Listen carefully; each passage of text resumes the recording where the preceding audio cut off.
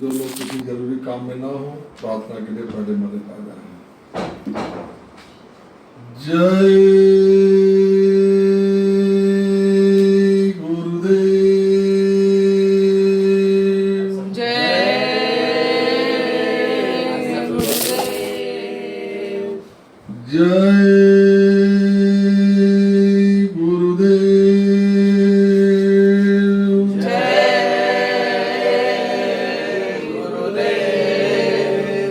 जय गुरुदेव नाम किसका? प्रभु का। जय गुरुदेव नाम किसका? प्रभु का। जय गुरुदेव नाम किसका? प्रभु का।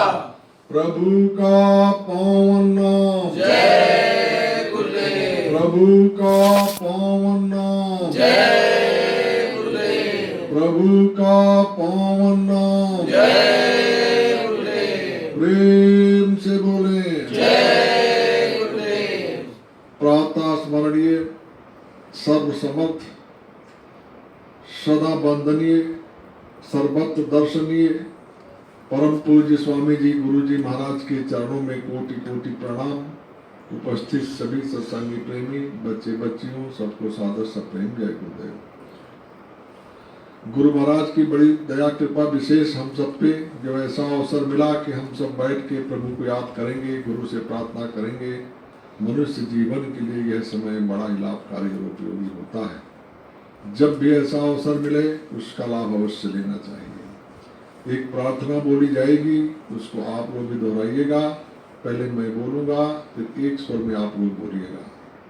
जय गुरुदेव। जय गुरुदेव। मेरा कोई न सहारा बिन तेरे। मेरा सहारा बिन तेरे। मेरा कोई न सहारा बिन तेरे। मेरा कोई न सहारा बिन तेरे। गुरुदेव दयालु मेरे। गुरुदेव दयालु मेरे। तुम भगतन के हितकारी। तुम भगतन के हितकारी। तुम भगतन के हितकारी। तुम भगतन के हितकारी। मैं आया शरण तुम्हारी। मैं आया शरण तुम्हारी। काटो जन्म मरण के फेरे। काटो जन्म मरण के फेरे। काटो जन्म मरण के फेरे। काटो जन्म मरण के फेरे। गुरुदेव दयालु मेरे।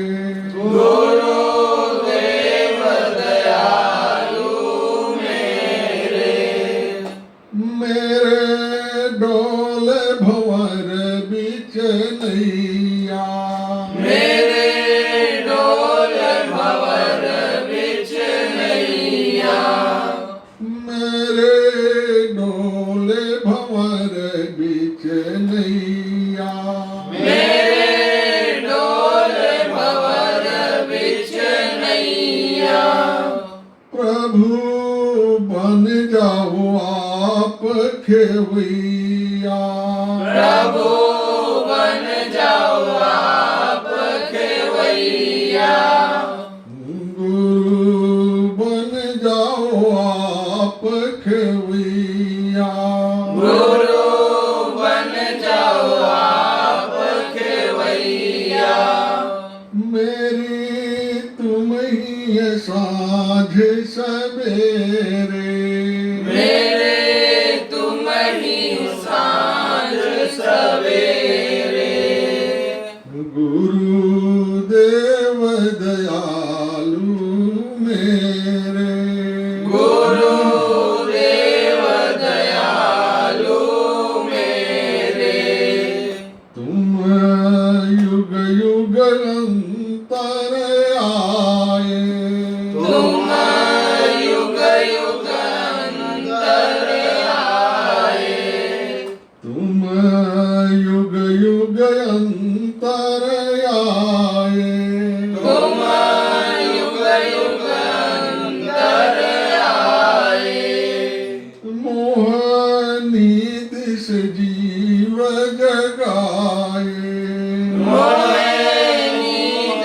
से जीव जगाए, काटो जन्म मरण के फेरे, काटो जन्म मरण के फेरे, गुरुदेव दयालु मेरे, गुरुदेव दयालु मेरे, हम अधम जीव अभिमानी, हम अधम जीव अभिमानी, हम अधम जीव अभिमानी, हम अधम जीव अभिमानी, तेरी भक्ति न हमने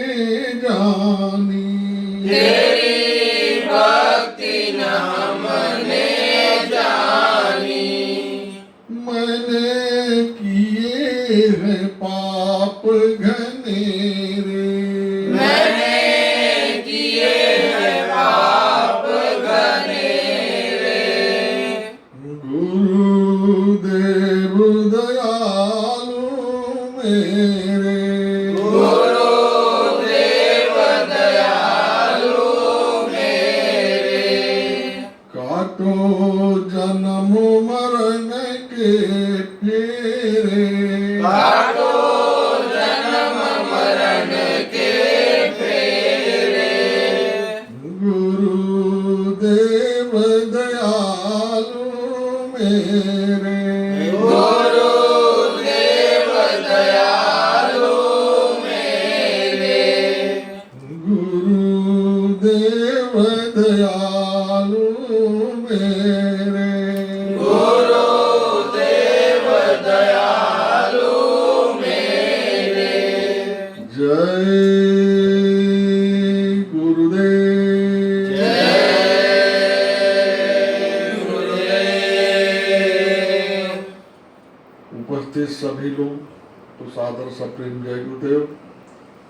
ये प्रभु की कितनी बड़ी कृपा कि हम सबको ये अमोलक मनुष्य जीवन मिल गया, और मनुष्य जीवन जो मिला इसका काम सिर्फ और सिर्फ इतने लिए आपको मनुष्य जीवन मिला था कि आप परमात्मा की भजन करते और उस भजन करने का रास्ता जानने के लिए महापुरुषों की खोज करते।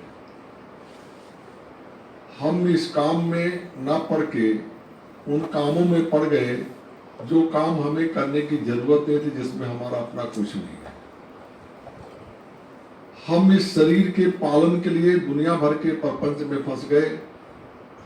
आवश्यकता, गुरु महाराज कहते थे कि बच्चा 2 रोटी की आवश्यकता सबको होती है। संसार में कोई भी जीव ऐसा नहीं है कि जो हीरा मोती खाता है। सब लोग रोटी खाते हैं, और रोटी के लिए परमात्मा इतनी व्यवस्था करके देता है कि तुम्हें रोटी कैसे मिलेगी उसकी पूरी जुगाड़ जुगत करके आपको देता है।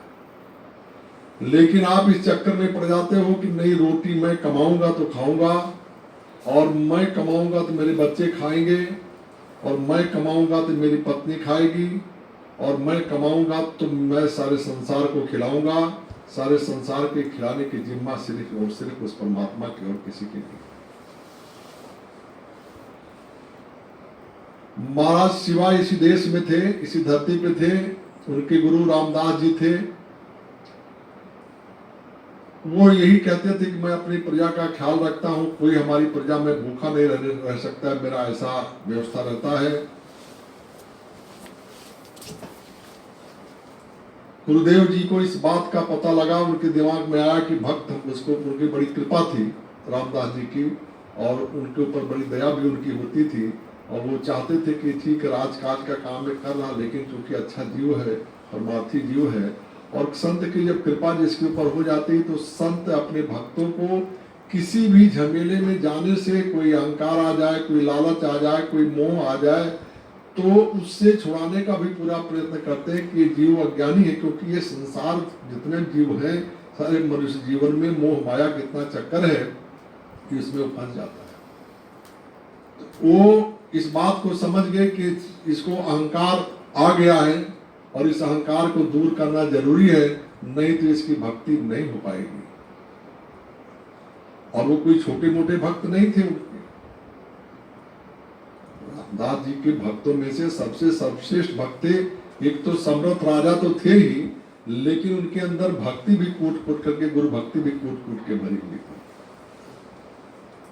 लोग इस बात के लिए जलन भी करते थे कि भाई गुरु जी सबसे ज्यादा शिवा को मानते हैं और हम लोग इनकी सेवा दिन रात करते हैं, लेकिन वो भाव गुरु जी का हम लोगों के प्रति नहीं बन पाता, जो भाव जो है यानी शिवा के प्रति रहता है। तो इस बात को भी देखा उन्होंने कि गुरु का एक कर्तव्य होता है, गुरु ये करता भी, अगर संगत में किसी बात को लेकर के कानाफूसी होने लगती है तो गुरु इस बात का भी प्रयास करता है कि संगत से ये गलतफहमी दूर कर दी जाए कि उसके ऊपर क्यों ज्यादा ध्यान रखते हैं। एक बार कोई ऐसी उन्होंने रचना किया और रचना करके वहां पर बैठे और उन्होंने कराने लगे कि, और जब लोग आए पूछे गुरु जी क्या हो गया, बोले हमारे पेट में बहुत ज्यादा तेज दर्द हो रहा है। बोले गुरु जी कैसे दूर हो सकता है? बोले दूर करने के लिए एक उपाय है, यहाँ कोई दवा नहीं, अगर कोई इसकी यानी शेरनी का दूध कोई लेकर के आवे तो उसी दूध से मेरी ये दवा ठीक हो सकता, बाकी कोई इलाज नहीं कर सकता, मेरे प्राण निकल जाए।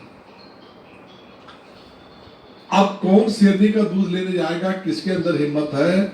दूध की बात छोड़ो, शेर के सामने की हिम्मत जाने किसी की बात नहीं। जंगल में कोई पिंजरे में बंद शेर जरूर जाके लोग देख लेते हैं, लेकिन अगर उसमें भी शेर दहाड़ता है तो बच्चे दूर छटक के चले जाते हैं। नौजवान से नौजवान आदमी का कलेजा हिल जाता शेर की दहाड़ सुन करके, उसके पास दूध निकालने के कौन जाएगा? लेकिन गुरु का सामर्थ्य होता है, जो गुरु के सामर्थ्य में जिसको भरोसा है वो उस काम को कर सकता है। थोड़ी देर में घूमते घामते शिवाजी महाराज वहां पहुंचे और आश्रम के लोगों से देखा, भाई सन्नाटा क्यों है आज, इसकी क्या स्थिति, क्यों ऐसी बात है, चहल पहल कर रहा था, आप लोग इतना चुपचाप शांत क्यों बैठे हैं? बोले शांत बैठने का कारण कि गुरु महाराज की तबीयत खराब है और कुछ विकल्प नहीं सूझ रहा। तो बोले कि क्या किया? गुरु महाराज ने नहीं कुछ बताया। बोले गुरु महाराज आपको याद कर रहे थे, आप जाइए। भी लोगों की हिम्मत भी नहीं पड़ी कि शिवाजी से कह दिया जाए इस बात को। शिवाजी महाराज वहां पहुंचे, बोले गुरुदेव क्या हाल है? बोले हमारी क्या तकलीफ? बोले पेट में दर्द है। बोले कैसे ठीक होगा? बोले गुरुदेव से गुरु रामदास ने कहा कि शेरनी का दूध अगर आए तो उस दूध से मेरा यह तबीयत ठीक हो सकता है, बाकी मैं बचूंगा नहीं, मेरा समय आ चुका है, समझे लगता है मालिक की इसी मौज है। शिवाजी ने देखा, आओ देखा था। बोले गुरुदेव ऐसी कोई बात नहीं, मैं लेके आऊंगा, मुझे आप वक्त दीजिए, उतना वक्त मुझे दीजिए जितने देर में मैं दूध लेके लाऊंगा। तो बताते हैं कि शिवाजी तुरंत वहां से घोड़े पे निकले, अंधेरी रात, और चले जा रहे हैं और बिजली चमकती है। गुरु की कृपा है कि जिस तरफ रास्ता किधर है कुछ नहीं, जिस तरह अंधेरे को दिखाई दे रहा है, बिजली चमकती है, जब तो कुछ न कुछ थोड़ा उजाला होता थोड़े क्षण के लिए, उतनी देर में जो दिखाई दे रहा है उसी बिजली के सहारे वो जंगल के अंदर चले गए। वहां देख रहे कि नवजात शेरनी बच्चे को दिए हुए दूध पिला रही है। वहां पे शिवाजी गए, चुपचाप बच्चे को खींच के बाहर किए, उसका दूध निकाले और ले आकर के गुरु को दे दिए। तो जब तक वो दूध लेके आए, जब दूध लेके पहुंचे तो पीने की जरूरत नहीं, उनकी तबीयत हरी भरी हो गई उस आते ही। इसके बाद लोगों से उन्होंने कहा देखो, इसीलिए शिवा का जो है महत्व बना हुआ, दूसरी कोई बात नहीं है, ये काम उनमें से कोई भी कर सकता था अगर आपको अपने गुरु पे भरोसा होता तो कहने का मतलब कि गुरु महाराज के ऊपर भरोसा रखना ये मनुष्य जीवन का हमारा सबका एक कर्तव्य था कि हम सब इन्हीं चीजों को लेकर के इन्हीं जीवन में अपन चलते। तो शिवाजी महाराज का जो अभिमान हो गया, जब तो उसके अभिमान को दूर करने के लिए संत रामदास ने कोशिश किया कि भाई इनका अभिमान कैसे दूर हो। तो विचार करते वो एक किला की नींव खुदवा रहे थे और वहां पे उनको बुलाए उसी शिलान्यास के लिए। तो ठीक है खुदाई हो रही है, तो देखे तो गए वहां पे एक पत्थर पड़ा हुआ था, बड़ा सा पत्थर। उन्होंने शिवाजी से कहा शिवा इस पत्थर को हटा दे। तो शिवाजी महाराज ने उस पत्थर को हटाया तो देखा कि बड़ा तगड़ा मेढक, कभी कभी पत्थरों के नीचे खुदाई करो तो नीचे 4-4 फीट के नीचे मेढक मिल जाते हैं खुदाई करने में, तमाम ऐसे जीव नीचे मिलते हैं। तो मेढक जब उसको पत्थर हटाया तो उछल करके बाहर गया। तो रामदास ने कहा शिवा मान गया मैं तेरी बात को कि तू यहाँ भी इस जीव को भी तेरे राज्य में ये है मेढक, इसको भी तुम यहाँ खुराक देता है, अगर तेरा दिया खुराक यहाँ नहीं पहुंचता तो इसके अंदर इतनी ताकत कैसे होती, एकदम मजबूत, कोई भूखा नहीं दिखता, एकदम मेरे को तगड़ा दिखता है। शिवाजी महाराज समझ गए कि गुरुदेव हमारे अहंकार पे चोट कर रहे हैं। तो कहने का भाव कि किसी को अपने मन में इस बात का अहंकार होना ही नहीं चाहिए कि हम किसी के लिए कुछ कर सकते हैं। आपका अपना कर्तव्य, अपने कर्तव्य का पालन करते हुए आप यदि काम करो तो कोई बोझा भी आपके सर पे नहीं आए, कोई मन पे बोझा भी नहीं हो सकता है। जीवन में जो आपका साथ संग हुआ, चाहे परिवार हुआ, चाहे साथी हुआ, चाहे किसी भी तरीके से कहीं भी कोई संबंध जुड़ गया, तो समझ लो कि ये हमारे कर्मों के आदान प्रदान का एक बहाना बन गया है, और इस बहाने से हम अपने कर्म कर्जे को भुगतान कर दें, एक दूसरे को आदान प्रदान कर ले, सेवा दे दे, सेवा ले लें। ये भाव अगर बन जाएगा तो कभी कोई विवाद नहीं होता, कोई कर्म कर्जा भी उसको पड़ने लगता है। आसक्ति ही सबसे बड़ी बीमारी है। जब आपका किसी से मोह हो जाता तो बोले मोह सकल व्याधिन कर बोला, सारे बीमारियों का जड़ मोह ही है। मोह से झगड़ा हो जाएगा, मोह से कत्ल हो जाएगी, मोह की वजह से आदमी चोरी कर लेता, मोह के अंदर तमाम जितने भी बुराइयां हैं मोह से पैदा होती हैं, और उसी का अंतिम परिणति बीमारी के रूप में हो जाती है। अगर मनुष्य आसक्ति न रखे, सारे काम को अपने तरीके से करे और भय न रखे, उसके अंदर भयभीत ना हो किसी बात के लिए, तो अगर वो भय से मुक्त है, भय नहीं है, तो दुनिया में कोई भी कष्ट उसको, कोई भी शक्ति नहीं है उसको हरा दे, कोई ताकत नहीं उसको पीछा कर दे। जितने दिन के लिए शास्त्रों की पूंजी मिली हुई है वो आनंद पूर्वक भी जीवन में व्यतीत कर सकता है। पहले के महापुरुष जो हुए, जितने भी हुए, समझे कबीर साहब लेकर के बाबा जय गुरुदेव जी महाराज, हम लोग गुरु जो रहे, इन सभी लोगों ने समय के आने के समय की परिस्थितियों पे घोषणा किया, समय पे इशारा किया कि आगे इस तरह की तकलीफें आएंगी, साथ ही साथ उसका निदान भी उन्होंने बताया। सूरदास जी ने लिखा, अपने समय में काफी पुराने थे, मतलब समझो कि उस समय उन्होंने लिखा कि इस समय की स्थिति पर उन्होंने कलयुग के विषय में लिखा है उन्होंने कि जो है यानी संवत 2000 के ऊपर आज कुछ लगन पर है। संवत 2000 के ऊपर, यानी समझो 2000 के ऊपर संवत अभी जो भी चल रहा होगा, सख संवत, ये सन वाला संवत नहीं, संवत अलग चलता है। तो बोले उसके ऊपर ऐसा कुछ दिखाई देता है कि पूरा पश्चिम उत्तर दक्षिण 14 काल फिरे, बहुत काल फिरेगा, काल चंडी अपना मसाल लेकर चलेगा। और क्या होगा उसका परिणाम? बोले काल व्याल जग में बहुव्यापक, प्रजा बहुत मरे, बहुत बड़ा नुकसान जनहानि का होगा उसमें से। बोले फिर क्या होगा इसका? बोले इस काल जाल से वही बचे जो गुरु की शरण धरे, जो गुरु शरण में होगा वही इससे बच पाएगा, बाकी कोई बचेगा नहीं। और ये कि आप अगर अपने इष्ट की उपासना में, गुरु की उपासना में लगे हो, तो आपको उसकी उपासना न करने। आज समस्या देखिए, मान लीजिए परिस्थिति आज पैदा हुई है यहाँ पे संसार में, परिस्थिति आ गई है, वर्तमान स्थिति बहुत ही भयानक स्थिति लोग महसूस कर रहे हैं, लेकिन इस बीमारी से भयभीत नहीं है लोग, उसके प्रभाव से आनंद ले रहे हैं। उसकी चर्चा करके जो लोग मर रहे हैं तो मर रहे हैं, जिनको इफेक्ट हो गया उनको इफेक्ट हो गया, लेकिन जिनको इफेक्ट नहीं है वो उसके आनंद से लेकर के आनंदित हो रहे हैं। यानी उस दर्द से लोग उसकी चर्चा इस तरीके से कर रहे हैं जिससे लगता है कि कोई बहुत भाई आप दिन भर उसकी चर्चा क्यों करते हो, उस चीज का गान क्यों करते हो? वो है ठीक है, प्रकृति का अपना काम, उसको अपना काम आप करने दीजिए। जैसे सूरज रोज निकलता है तो आप, सूरज निकल गया, ठीक है, निकल गया अपना काम में, आप लगे, आपको पता नहीं सूरज कितना फीट ऊपर चढ़ा, कितना फीट नीचे गया, क्या हुआ, कुछ नहीं, आपको कुछ दिक्कत नहीं आती है। गर्मी लगी, पंखा चला लिए, एसी चला लिए, और कहीं रास्ते में चल रहे तो किसी ब्रिज के नीचे आप खड़े हो गए, लेकिन आप कोई सूरज की चर्चा नहीं करते हैं। आप ये कहते गर्मी हो गई थी, गर्मी क्यों? कि वो रोज निकलता है, उसमें तकलीफ होती है आपको, लेकिन सूरज के तकलीफ से भी आपको कभी कभी अच्छा लगता ना, सोचो नहीं होगा तो नहीं होगा, माने सूरज नहीं निकलेगा तो क्या दिक्कत होगी वो भी आप जानते हो। ऐसी ही प्रकृति कोई भी ऐसा काम नहीं करता जो इस संसार के जीवों की या प्रकृति के संसार के नियमों को या संसार के जीवों के नुकसान की बात हो, वो हमेशा व्यवस्था को निर्धारित करता है कि संसार ठीक से कैसे चले, प्रकृति का संतुलन कैसे व्यवस्थित रहे। अब ऐसी ही आपको अगर वही सूरज 6 महीने में एक बार निकले तो उसकी बहुत चर्चा होगी। अरे भाई सूरज निकल आया, कितना बचा, कितना दिन निकला, कितना दिन बाकी है, कितना देर बाकी है। लोग पूछे भाई कितना देर चलेगा, मौसम अच्छा रहेगा, पूरा दिन सूरज का आनंद मिलेगा कि नहीं मिलेगा। आज ये स्थिति, अभी इससे जो भय पैदा हो गया है लोगों की, सबसे बड़ा खतरनाक हो गया। यदि आप इसके भय को अपने मन से हटा दो तो कोई दिक्कत नहीं। महापुरुषों ने इसका इलाज हमेशा बताया, यानी सूरदास ने बताया, फिर उसके बाद रविदास जी ने अपनी पोथी में इस बात को लिखा, उन्होंने भी लिखा है ये तरीके से बीमारी होगी, लेकिन उस बीमारी से बचने का उपाय गुरु की दया, गुरु का भजन, गुरु के शरण में जाना ही है। गुरु का मतलब परमात्मा से, भगवान और ईश्वर से। गुरु और परमात्मा में कोई अंतर नहीं, परमात्मा का सीधा स्वरूप गुरु आपके बीच में होता है और आपको गुरु को परमात्मा के तद्रूप ही मानना होगा, गुरु को परमात्मा ही मानना होगा, तभी आपका काम बन सकता है।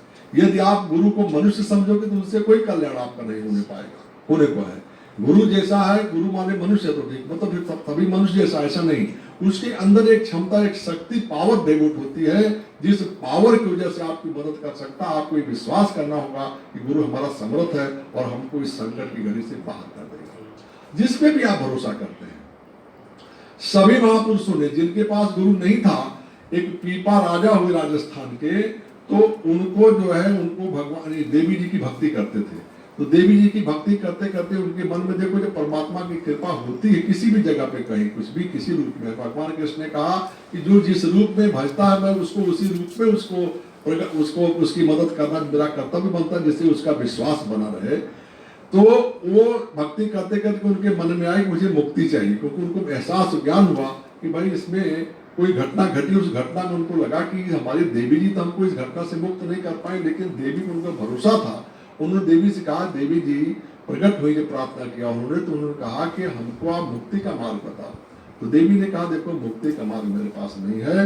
उस समय रामानंद जी का जमाना था, इस धरती पे वैष्णव संप्रदाय बहुत अच्छे महात्मा हुए, इनके सबके गुरु हुए, कबीर साहब के, रविदास के, पीपा के, ऐसे तमाम महापुरुषों के गुरु हुए। वो रामानंद जी बनारस का मठ था। तो उन्होंने उनसे कहा देवी जी ने कि तुम रामानंद जी से आके गुरु बनाओ और मुक्ति का मार्ग उनसे मिल सकता है, और हमारे पास तुम्हारे मुक्ति के लिए कुछ है।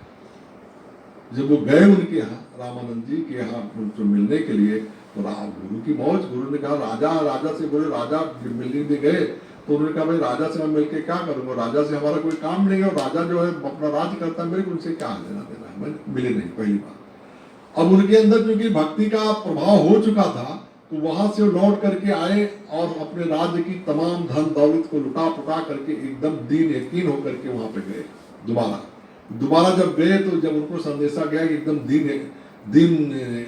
दीनहीन बन करके आए हुए पीपा, राजा पीपा, वो राजा जैसे नहीं आए हैं, तो उन्होंने कहा उनसे जाकर कह दो कि कुएं में कूद जाए।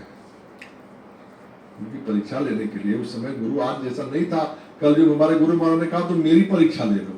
गुरु महाराज ने कहा कि जय गुरुदेव नाम कलयुग का जागृत नाम है, इस नाम की तुम परीक्षा ले लो, ये नाम में तुम परीक्षा में सफल हो जाओ तो भजन करो, बात को मान लो। आज तो संत अपनी परीक्षा देते हैं। उस जमाने में गुरु शिष्य करने से पहले शिष्य की परीक्षा बना देता था, और जो परीक्षा में सफल होता उसे बड़ा छोड़ देते, उनको कोई पड़ी नहीं रहती।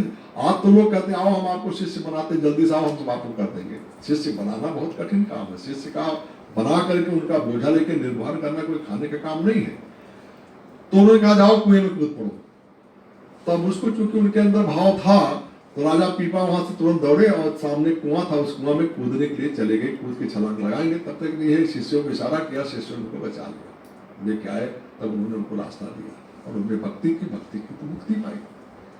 तो कहने का सवाल, गुरु पे भरोसा। ये समय जो संकट का ये समय है, इस संकट को, समय को टालने के लिए एक और एक मात्र परमात्मा का भजन है, ये गुरु का भजन है।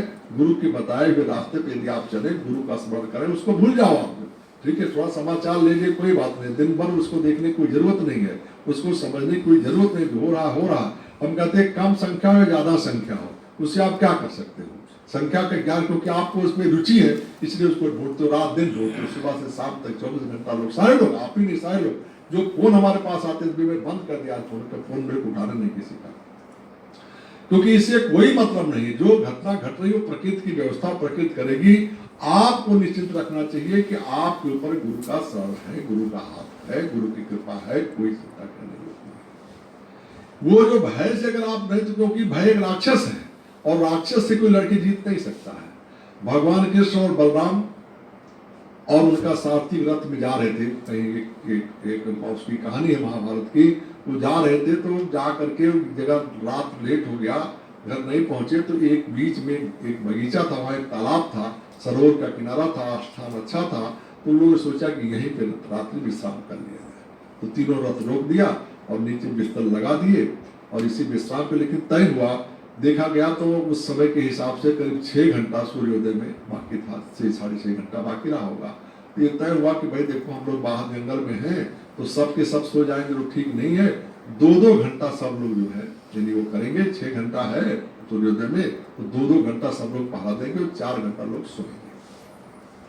तो तय हुआ कि कौन पहले पहरा देगा। तो पहले पहरा देने के लिए तय हुआ कि जो है अपना जो साथी, उसने कहा महाराज आप लोग सोइए, हम तो सेवक हैं, तो पहले मैं पहरा देता हूँ, फिर आप लोग लीजिएगा। दूसरा नंबर लगा बलराम का, लास्ट में तीसरा नंबर लगा कृष्ण का। तो साथी पहरे के लिए बैठे, लोग सो गए, तो वहां एक राक्षस प्रकट हुआ। जब राक्षस ने देखा तो सोचा इसको लड़के हम इसको पछाड़ देंगे। तो साथी ने खूब लड़ाई लड़ी, खूब दंड युद्ध हुआ और जो भी मतलब वो पटक पटकी जो भी हुआ।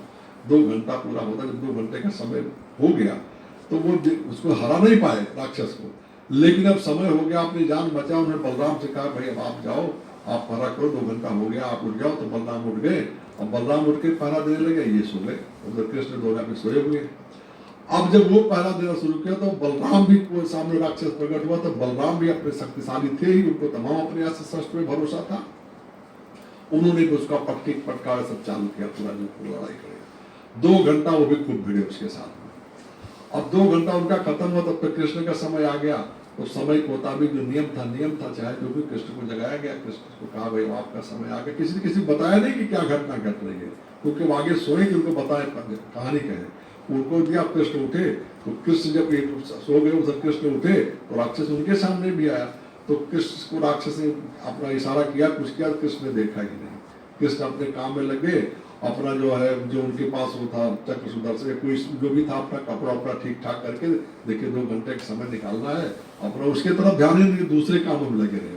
वो अपना हो हा कुछ करता रहा, जो भी करता रहा, लेकिन कुछ उसको ध्यान नहीं दिया। और इसके बाद थोड़ी देर समय सूर्योदय का समय हो गया, तो वहां से आगे गए, अपना पीताम्बर एक झाड़ी पे टांग करके और सरोवर के किनारे चले गए, अपना ब्रश मंजन दातुन करने लगे।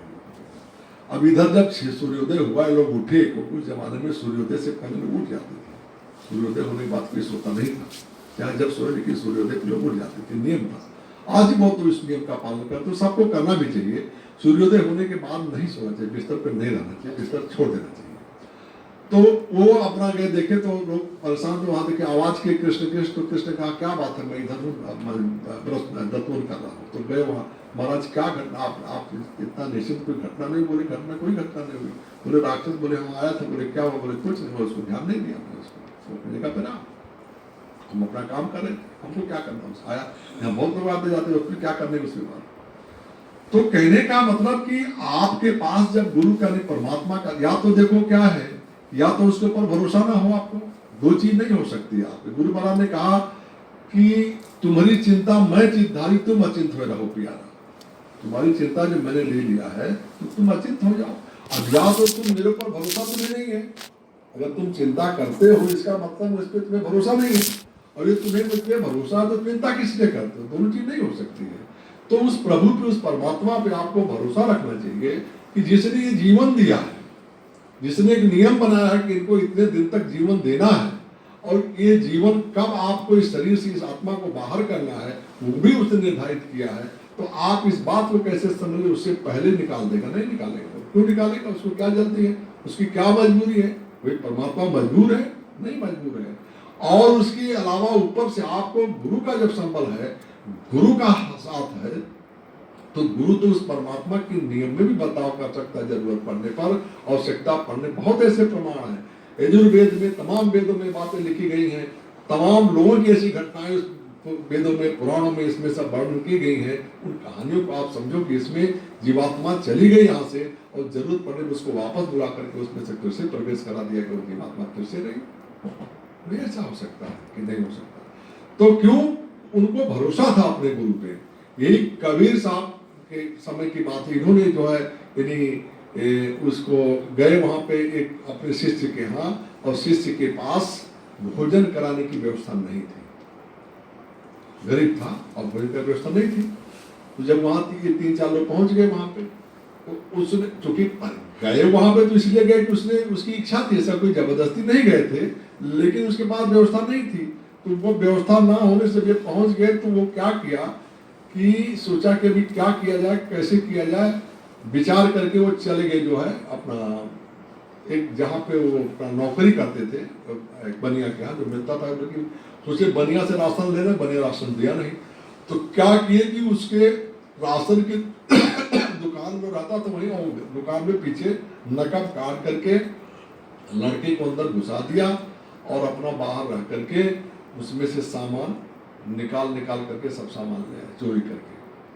अब उसमें क्या हो गया कि कोई एक सामान, नमक या कोई एक सामान छूट गया, देखने में कम पड़ गया। जब वो दोबारा घुसा तो जल्दबाजी में कोई खड़बड़ाहट हुई, कुछ गिर गया, कुछ हुआ, वो जग गया। तो जग गया तो उसने इनको पकड़ लिया, लेकिन जब उसके जगने से तुरंत वो भागा लड़का, और भाग करके नकब से शेर जो काटे तो उसमें से सर अंदर बाहर घुसा दिया और धड़ रह गया, पैर पकड़ लिया इसने। जब पैर पकड़ लिया उसने बाप को कहा कि मेरा गर्दन काट लो, सामान आपके पास चला गया, गुरुजी की सेवा करो, गर्दन काट दो। अगर गर्दन नहीं काटोगे तो ये मुझे ले जाएंगे, सुबह मालूम पड़ जाएगा कि कौन है, क्या बदनामी होगी, बाद में तो मालूम नहीं पड़ेगा। जब सर नहीं रहेगा तो धड़ का कैसे पता लगेगा किसका क्या है। बाप ने गर्दन काट दिया और लेके चले गए। उधर अपना भोजन भंडारा का काम उधर चल रहा है, संगत आई, जो भी हो रहा है। और इधर जो है जब ये देखा इसके हाथ में सर आ गया, धड़ आ गई, सर है नहीं। अब वो देखा कि इस समय बड़ा मुश्किल हो जाएगा, हमारी तो हालत गड़बड़ हो जाएगी, जानकारी मिलेगी, लोग यही कहेंगे, राजा यही कहेगा कि इसने जानबूझ के इसको मार दिया।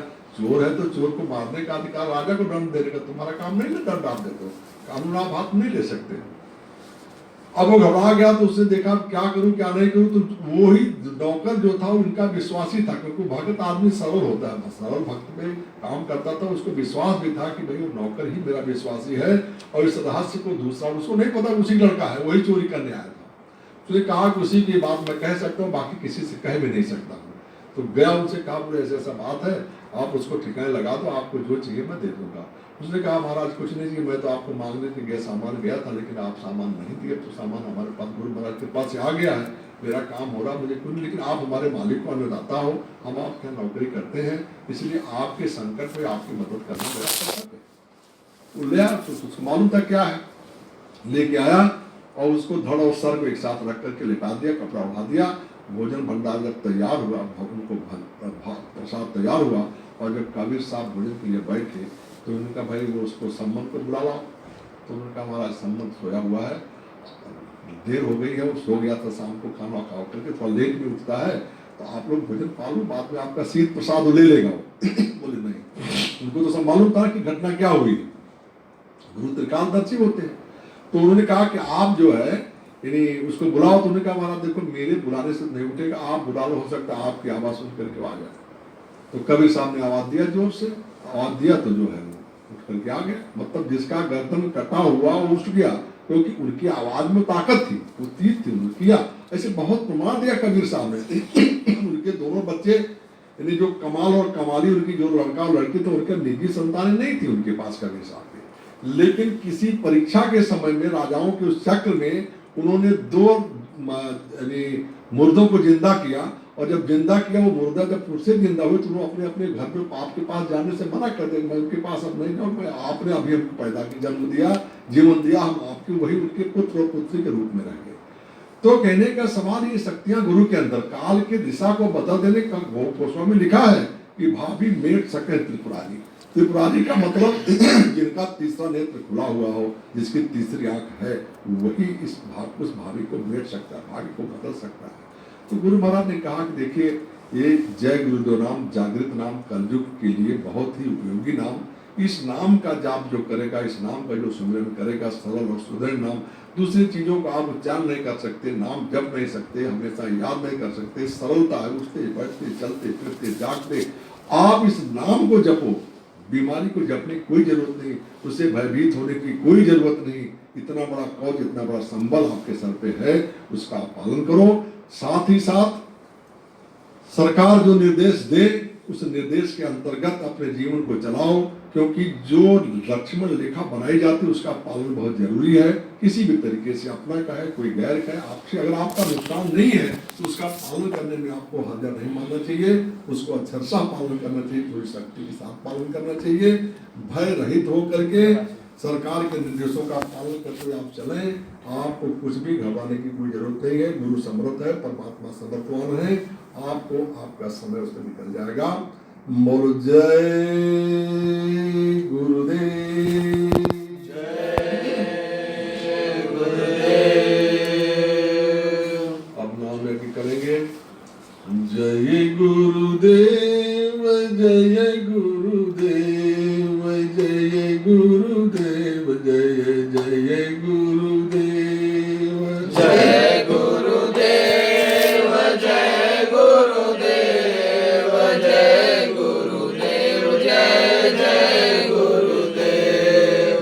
जय गुरुदेव, जय गुरुदेव, जय जय गुरुदेव, जय गुरुदेव, जय गुरुदेव, जय गुरुदेव, जय जय गुरुदेव, जय गुरुदेव, जय गुरुदेव, जय गुरुदेव, जय जय गुरुदेव, जय गुरुदेव, जय गुरुदेव, जय गुरुदेव, जय जय गुरुदेव, जय गुरुदेव, जय गुरुदेव, जय गुरुदेव, जय जय गुरुदेव, जय गुरुदेव, जय गुरुदेव, जय गुरुदेव, जय जय गुरुदेव, जय गुरुदेव, जय गुरुदेव, जय गुरुदेव, जय जय गुरुदेव, जय गुरुदेव, जय गुरुदेव, जय गुरुदेव, जय जय गुरुदेव, जय गुरुदेव, जय गुरुदेव, जय गुरुदेव, जय जय गुरुदेव, जय गुरुदेव, जय गुरुदेव, जय गुरुदेव, जय जय गुरुदेव, जय गुरुदेव, जय गुरुदेव, जय गुरुदेव, जय जय गुरुदेव, जय गुरुदेव, जय गुरुदेव, जय गुरुदेव, जय जय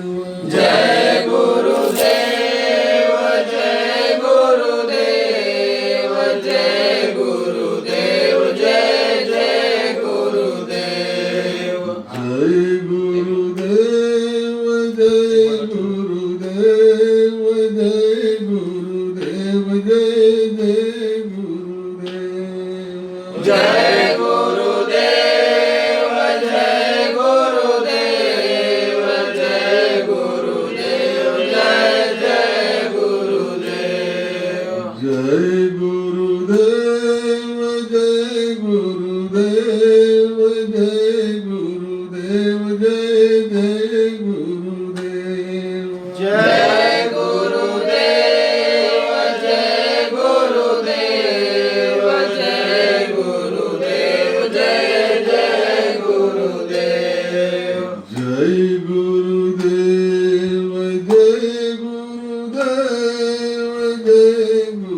गुरुदेव, जय जय गुरुदेव, जय गुरुदेव, जय गुरुदेव, जय गुरुदेव, जय जय गुरुदेव, हरे सतगुरु, हरे सतगुरु, सतगुरु सतगुरु, हरे हरे, हरे सतगुरु, हरे सतगुरु, सतगुरु सतगुरु, हरे हरे, हरे सतगुरु, हरे सतगुरु, सतगुरु सतगुरु,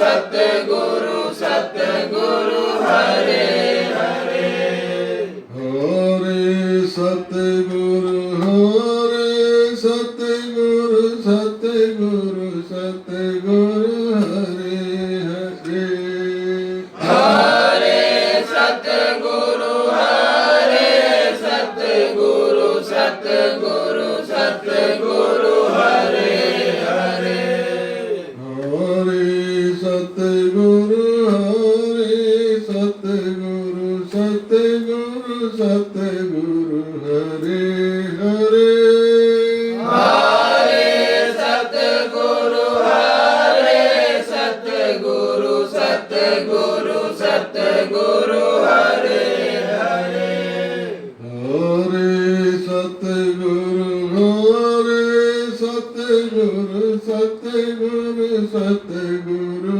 हरे हरे हरे सतगुरु हरे सतगुरु सतगुरु सतगुरु हरे हरे हरे सतगुरु हरे सतगुरु सतगुरु सतगुरु हरे हरे हरे सतगुरु हरे सतगुरु सतगुरु सतगुरु हरे हरे हरे सतगुरु हरे सतगुरु सतगुरु सतगुरु हरे हरे हरे सतगुरु हरे सतगुरु सतगुरु सतगुरु हरे हरे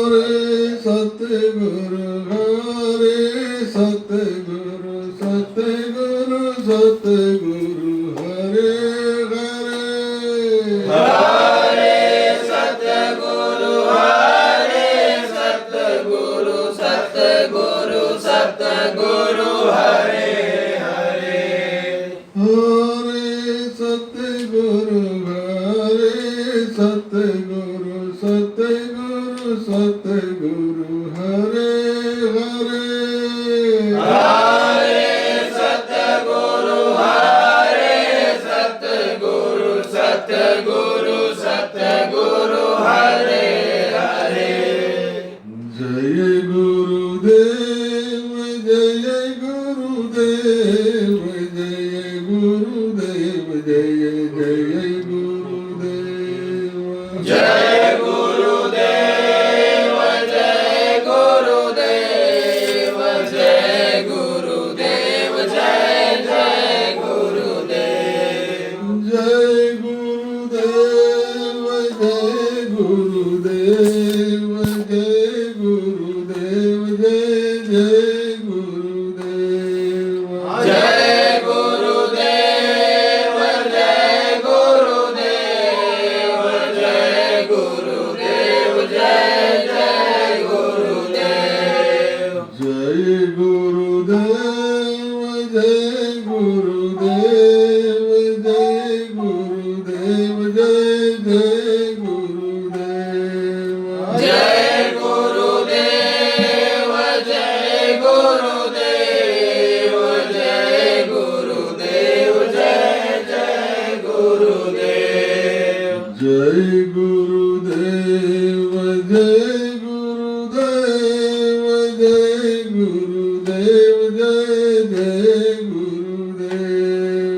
जय गुरुदेव जय गुरुदेव जय गुरुदेव जय जय गुरुदेव जय गुरुदेव जय गुरुदेव जय गुरुदेव जय जय गुरुदेव जय गुरुदेव जय गुरुदेव जय गुरुदेव जय जय गुरुदेव जय गुरुदेव जय गुरुदेव जय गुरुदेव जय जय गुरुदेव जय गुरुदेव जय गुरुदेव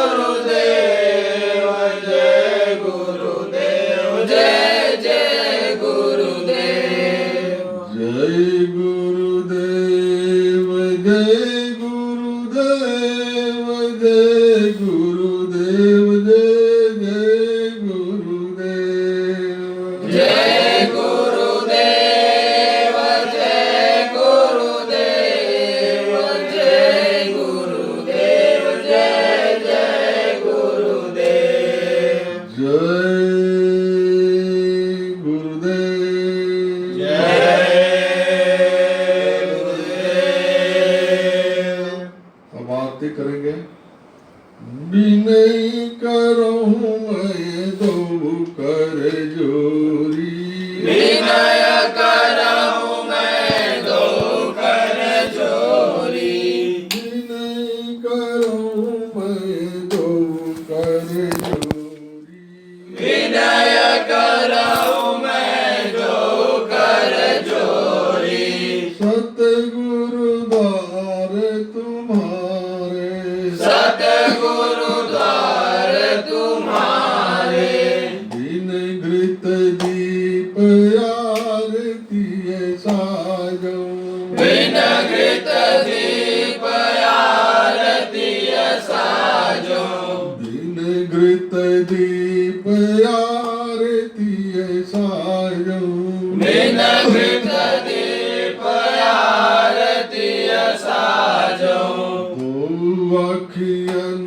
मझ धारे दो अखियन मझ धारे भाव सहित नित बैठी झरोखे भाव सहित नित बैठी झरोखे जो हत प्रियतम प्यारे जो हत प्रियतम प्यारे पग ध्वनि सुनहु श्रवण गिय अपने पग ध्वनि सुनहु श्रवण हिय अपने पग ध्वनि सुनहु श्रवण गिय अपने पग ध्वनि सुनहु श्रवण हिय अपने मन के काज विसारे मन के काज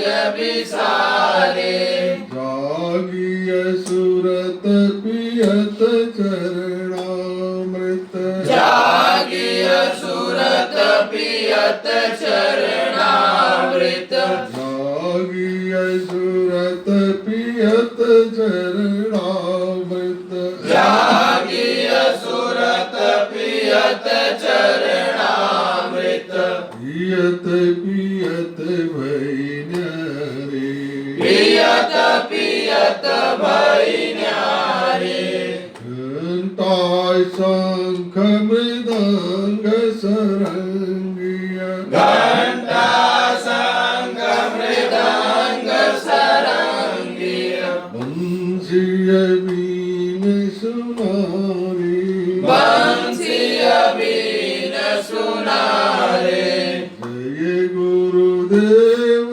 आरती करती जय गुरुदेव आरती करती गावत जय जयकारे गावत जय जयकारे कोटि कोटि करु वंदना कोटि कोटि करु वंदना अरब खरब प्रणाम अरब करब प्रणाम चरण कमल बिसरू नहीं चरण कमल बिसरू नहीं जय गुरुदेव नाम जय गुरुदेव नाम तीन लोक नौ खंड में तीन लोक नव खंड में गुरु से बड़ा न कोई गुरु से बड़ा न कोई करता करे न कर सके करता करे न कर सके गुरु करे सो होय गुरु करे सो होय गुरु माथे पर राखिए गुरु माथे पर राखिए रहिए आज्ञा माय रहिए आज्ञा माय गुरु समर्थ जानिए, गुरु को समर्थ जानिए, गुरु को समर्थ मानिए, गुरु को समर्थ मानिए, चलिए आज्ञा माए, चलिए आज्ञा माय, कह साहिब तेहि दास को, कह साहिब तेहि दास को, कह साहिब तेहि दास को, कह साहिब तेहि दास को, तीन लोक भय नाही, तीन लोक भय नाहि, हाथ जोड़ी विनती करूं, हाथ जोड़ विनती करऊं, सविनय करूं पुकार, सविनय करूं पुकार, साधु संग नित देव मोहि, साधु संग नित देव मोहि, परम गुरु दातार, परम गुरु दातार, तुम्हि निवेदित भोजन करहि, तुम्हि निवेदित भोजन करहि, प्रभु प्रसाद पट भूषण धरहि, प्रभु प्रसाद पट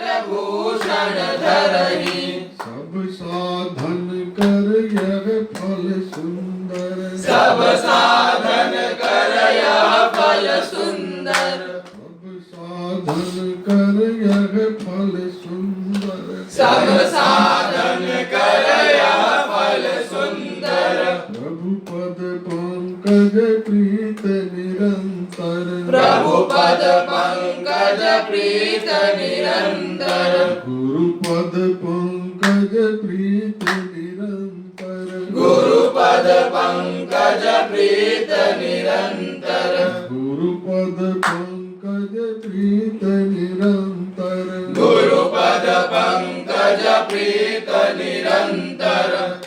बोलो जय गुरुदेव। जय गुरुदेव।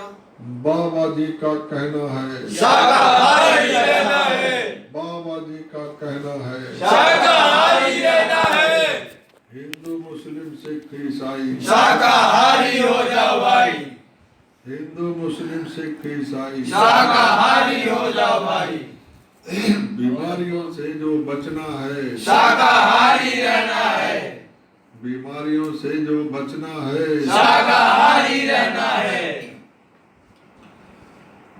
बोलो जय